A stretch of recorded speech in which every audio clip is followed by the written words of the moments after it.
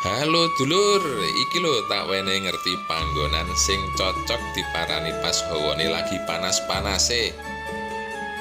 Teko bahan ubi ungu ae, minuman es iki ora nate sepi dirubung pelanggane sing rata-rata kawula muda lur.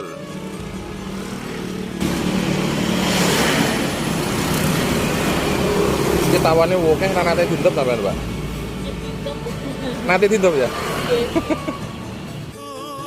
Pas aku mrene, akeh banget tawon madu sing sliweran ning panggonan iki.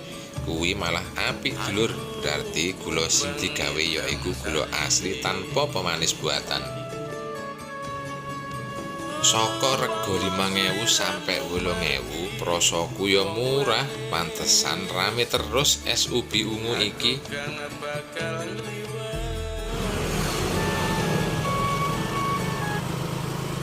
Coba ubi, Mbak ya.